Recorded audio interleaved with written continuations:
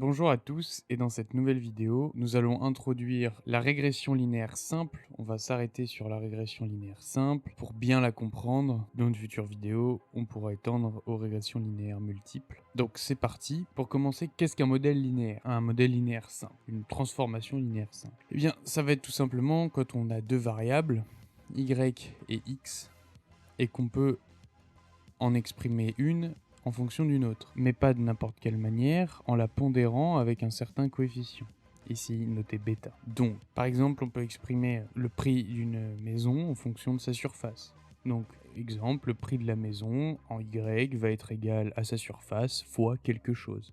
Ce quelque chose, il va falloir l'estimer. C'est le bêta ici. Bien sûr, cette estimation ne sera pas parfaite. Et en fait, il va y avoir en plus de cette relation, il va y avoir un peu de aléatoire, qui sont nos epsilon de i, qui suivent une loi normale d'espérance 0 et de variance sigma carré. Plus cette variance sera élevée, moins notre relation ici sera précise. Plus elle sera bruitée, donc moins on sera précis dans nos estimations. Et moins cette variance sera élevée, plus sigma carré sera proche de 0, plus notre estimation, si la relation entre nos données est linéaire, sera précise. Dans le contexte général, on peut utiliser les modèles linéaires, on les a un peu partout. Par exemple, comme j'ai dit, le prix d'une maison par rapport à sa surface. Par exemple, l'immobilier. Donc dans l'immobilier, le prix d'une maison et sa surface, ou en météorologie, la température par rapport à l'altitude. Il y en existe bien d'autres, par exemple dans l'économie, la relation entre le taux d'intérêt et l'épargne. Tout ça, c'est des relations linéaires, c'est-à-dire qu'on peut exprimer l'une en fonction de l'autre avec un certain coefficient. Et ce sont des relations linéaires simples, c'est-à-dire que une variable dépend seulement d'une autre, et non de plusieurs. Donc ensuite, une fois qu'on a nos données, ce qu'on va faire ici, nous, on va partir du principe qu'on peut exprimer les variations. On veut exprimer les variations de Tesla, de l'action Tesla, donc les log return qui représentent les variations, hein, en gros, des logarithmes des prix, donc les variations en fait des prix. Et pareil, en fait, on veut exprimer les variations de Tesla en fonction des variations du S&P 500. Il va falloir qu'on trouve justement ce coefficient ici. On va commencer par calculer les returns. C'est tout simplement le logarithme du prix de Tesla divisé par le prix d'avant. Tac, jusqu'en bas. Pour le S&P 500, c'est pareil. Et voilà ce qu'on a. On a un nuage de points. À quoi correspond ce nuage de points? En abscisse, on a les variations du S&P 500. Et en Y, on a les variations de Tesla. Donc, la logique derrière la régression linéaire, donc derrière cette équation, c'est qu'on cherche en fait, en gros, on veut trouver la relation, ça là, le bêta ici, donc c'est-à-dire que c'est une droite qui va traverser nos données, et on voit qu'il y a ce bruit epsilon de i, qui fait que la droite, l'estimation ne sera pas parfaite à chaque fois dans nos données, c'est-à-dire qu'on va tracer une droite qui coupe parfaitement nos données, et en fait à chaque fois on va regarder donc la variation du S&P 500, on remonte, on voit sur notre droite, ça sera par exemple ici. Donc, suivant la variation du S&P 500, si elle est de 0,2, que le point sur notre droite est ici, et qu'on revient ici, ça veut dire que la variation de Tesla devra être de à peu près 0,7. Voilà. Ça, c'est si notre droite est à peu près comme ça. Donc, l'idée, c'est qu'on cherche la droite qui coupe parfaitement nos données, tout en réduisant nos erreurs, c'est-à-dire réduisant les erreurs de nos estimations, qui sont les epsilon de i. Donc c'est-à-dire qu'on va avoir une fonction coût qu'on va nommer L, et qui va être en fait la somme des résidus carrés. C'est-à-dire les résidus, c'est tout simplement donc la différence entre nos valeurs réelles et nos valeurs estimées, et le tout au carré. Et on fait la somme de tout ça. Au final, c'est exactement comme sommer ici nos epsilon de i au carré. Et en fait, ce qu'on va vouloir faire, c'est minimiser, en fait, trouver les bêtas qui peuvent prendre des valeurs dans l'ensemble des réels, trouver le bêta qui peut prendre des valeurs dans l'ensemble des réels, et qui va minimiser notre fonction coût. Donc, cette somme-là. C'est-à-dire qu'il va réduire au maximum les erreurs de nos estimations au carré. Donc, on va commencer par initialiser un bêta égal à 0, et on va écrire cette équation, ici, dans notre colonne linéaire pred. Pour l'instant, nos estimations, elles sont complètement biaisées parce qu'on n'a pas correctement estimé notre bêta. Donc, c'est-à-dire qu'on veut, on veut exprimer Tesla, les variations de Tesla, en fonction des variations du S&P 500. Donc, c'est-à-dire que notre prédiction ici, linéaire pred, ça va être les variations du S&P 500 fois le bêta qu'on n'a pas encore estimé, on le bloque, et ensuite on fait entrer. Forcément, elles vont être tout le temps égales à 0. Et voilà la droite ici, qui pour l'instant coupe nos données, mais clairement pas de la meilleure manière. Parce que nos prédictions sont vraiment pas fiables, elles sont tout le temps égales à 0. Alors des fois c'est juste, on voit que par exemple proche de 0, eh bien ça a l'air d'être correct, nos prédictions des fois sont justes, mais que la plupart du temps elles ne le sont pas. Et il y a quand même beaucoup d'erreurs. Donc, le but ça va être de réduire ces erreurs.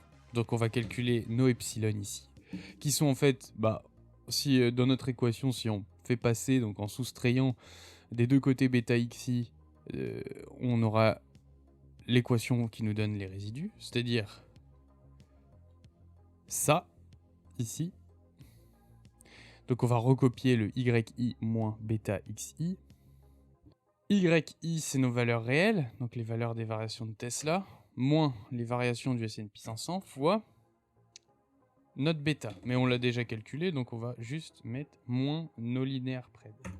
On fait entrer, et on descend jusqu'en bas. Ça, c'est nos résidus. Sauf que nous, ce qu'on veut minimiser, c'est la somme des résidus, mais au carré. Donc du coup, on va mettre ça au carré. Les résidus exposant 2.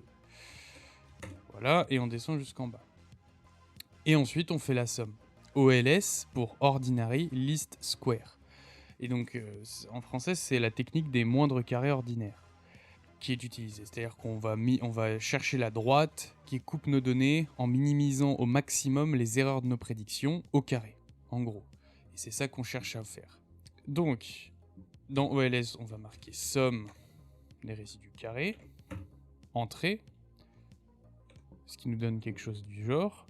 Et là, plusieurs méthodes s'offrent à nous. On va voir la plus simple sur Excel. On va dans Données, Solver. Là, ce qu'on fait, c'est qu'on définit qu'on veut minimiser ça. Donc min, et la cellule à minimiser, c'est OLS. Donc la somme des résidus, c'est ce qu'on a vu dans l'équation. Et la cellule variable, c'est notre bêta. Voilà.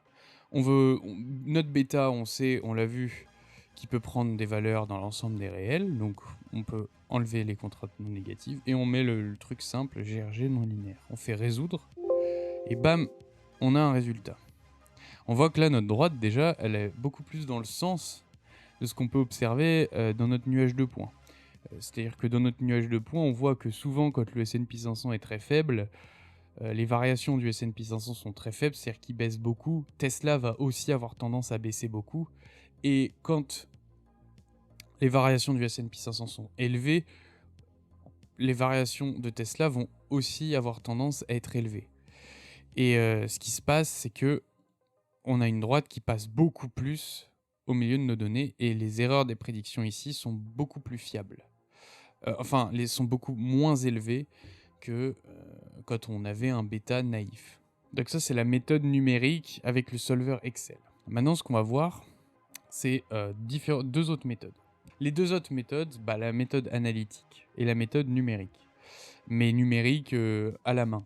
Alors, la méthode numérique à la main, ça va être la descente de gradient. Ici, notre gradient, vu qu'il n'y a qu'un seul paramètre, c'est tout simplement une dérivée partielle. Donc, l'intuition derrière ça, c'est que c'est un algorithme où on va répéter des étapes. On va initialiser au début un bêta, donc un coefficient au pif, 12, 40, 60, on s'en fout en fait. Et on va réajuster à chaque étape ce coefficient, jusqu'à ce qu'il atteigne un niveau d'équilibre.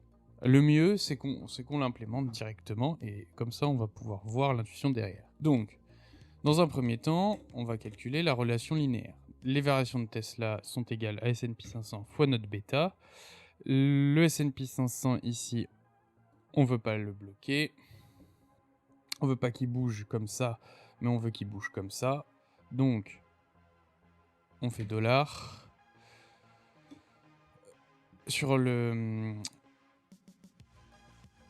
sur les colonnes, donc on bloque la translation sur les colonnes. Pour le bêta, lui, c'est l'inverse. On veut qu'il bouge comme ça sur les colonnes, mais pas dans la longueur, enfin sur les lignes.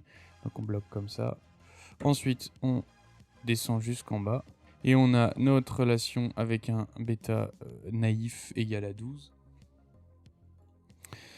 Pour ce qui est de la dérivée, donc la dérivée, je vais montrer vite fait comment elle se calcule, mais elle va être égale à ça, la dérivée de notre fonction coût.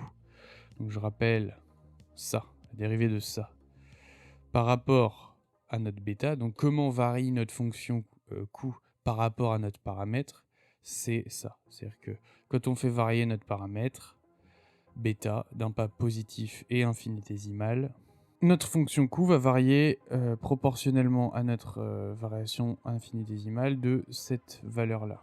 Ça décrit comment varie notre fonction coût quand on fait varier notre paramètre. Du coup, on recopie tout simplement notre équation. Voilà. Donc, c'est-à-dire, on fait Tesla et on bloque parce qu'on veut pas que ça translate comme ça.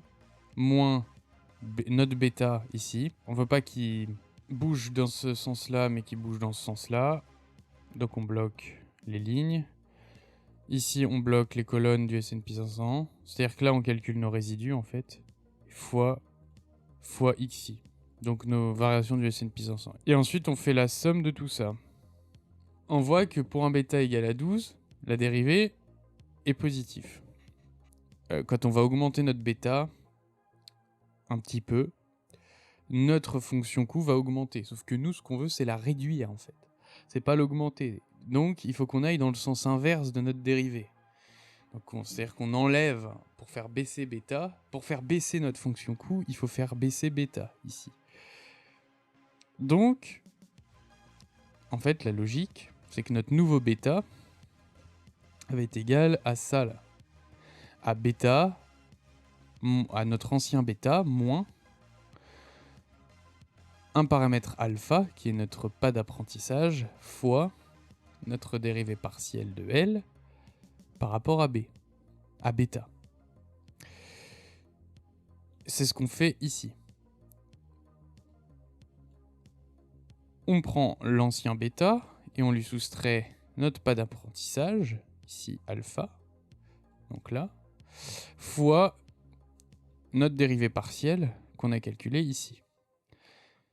Voilà, et on lance. Et ensuite, la magie d'Excel, c'est qu'on peut recopier ça, si on l'a fait correctement, le copier là, le copier là, le copier là, le copier là, etc. Je vais le faire jusqu'au bout.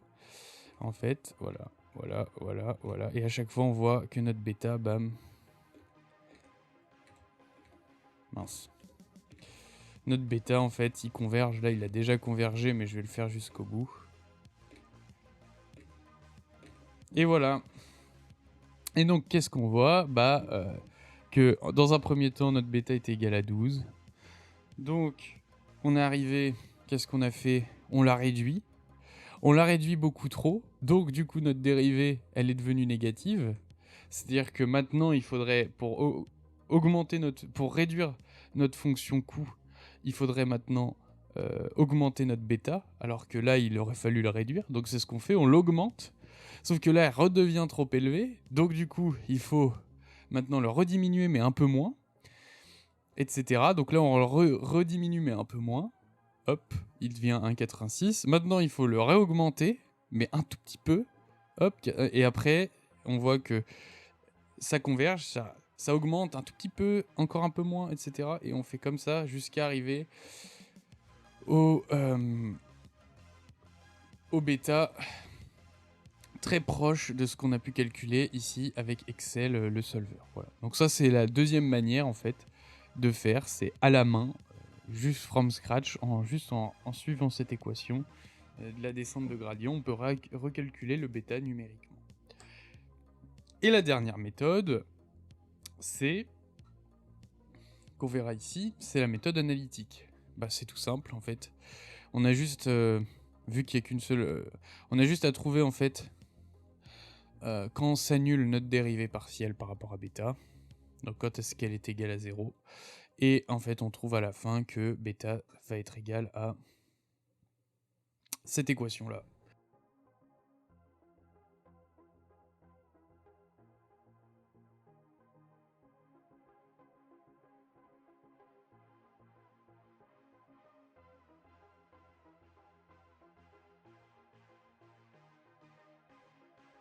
Dérivée partielle de notre fonction coupe par rapport à x, alors là c'est un problème, par rapport à bêta, hein, pas x. C'est parce que le logiciel que j'utilise pour écrire en latex, il a des modèles prédéfinis pour écrire des équations, et le modèle prédéfini c'est x, et j'ai oublié de le changer en bêta. Mais ici c'est bêta, pas x. Et donc du coup ce qu'on a, c'est que pour que notre dérivée partielle de notre fonction coupe par rapport à x, par rapport à bêta soit égale à 0, eh bien, il faut que notre bêta, donc ça implique que notre bêta soit égale à ça.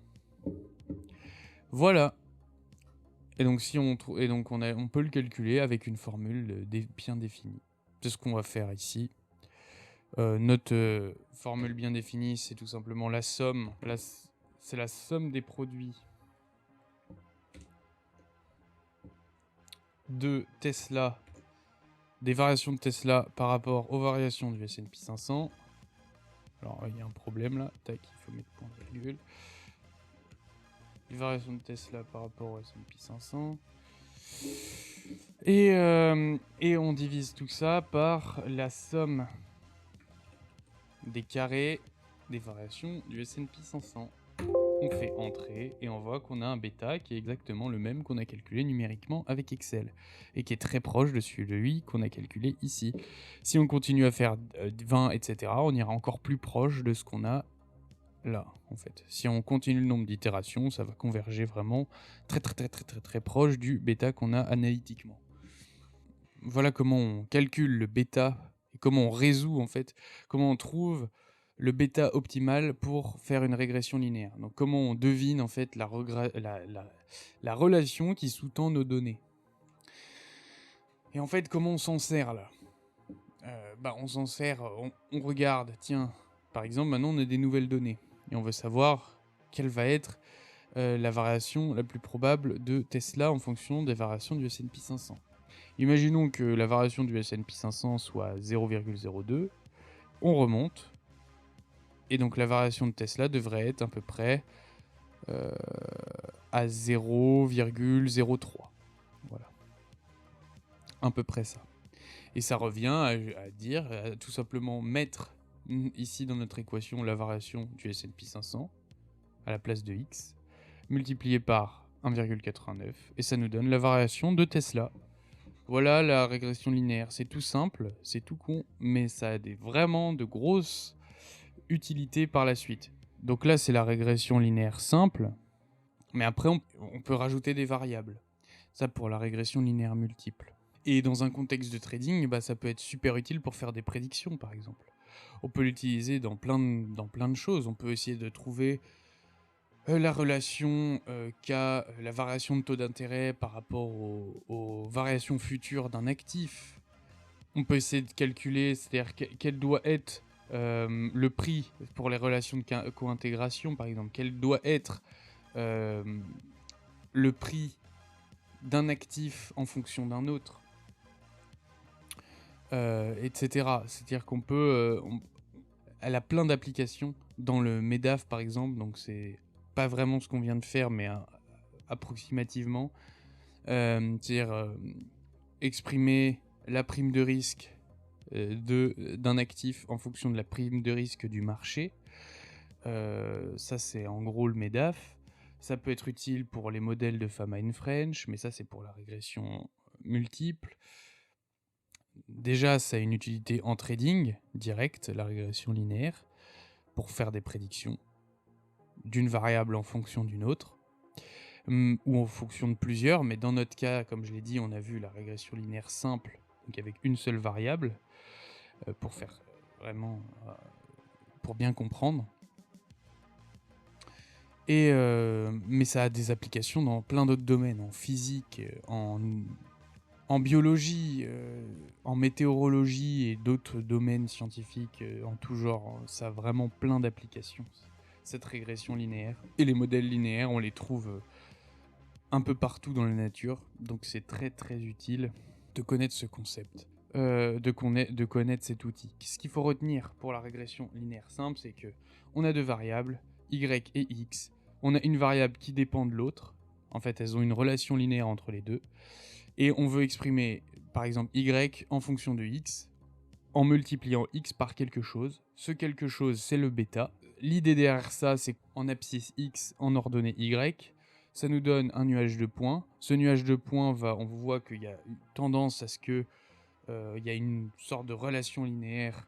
Donc je vais vous mettre un peu les possibilités de relation linéaire avec une image pour vous montrer, en fonction des corrélations de Pearson, on peut identifier quel type de relation linéaire il y a, négative, positive ou nulle. Et en fait, l'idée derrière la régression linéaire, c'est qu'on veut trouver, parce qu'il y a un bruit, nos estimations ne seront pas parfaites, il y a un bruit, un hasard, mais parmi ce hasard, il y a une relation linéaire, et ce qu'on veut, c'est la trouver en minimisant les erreurs des prédictions au carré. Ça, minimiser les erreurs des prédictions au carré, c'est la méthode des moindres carrés ordinaires, ou ordinary least square en anglais. Il y a plusieurs manières de la résoudre. Manière analytique, en trouvant quand est-ce que notre dérivée partielle par rapport à notre paramètre s'annule, ou alors la méthode numérique avec la méthode de descente des gradients. Voilà donc ce qu'il y a à savoir pour la régression linéaire simple, comment l'implémenter sur Excel. Et dans de prochaines vidéos, on pourra voir la régression linéaire multiple, comment les implémenter dans Python, les différentes implémentations, les plus optimisées, etc. etc. les différentes statistiques liées à ces régressions linéaires. Mais c'est vraiment comme tout sujet dans tout ce qui est statistique, data science, finance quantitative. Un sujet en amène une multitude, et donc c'est vraiment, il faudrait des heures et des heures et des heures et des heures de vidéos pour tout faire. Donc voilà, ça sera tout pour cette vidéo. Si ça vous a plu, vous pouvez mettre un like, vous abonner, commenter. Sur ce, portez-vous bien et on se retrouve dans la prochaine vidéo.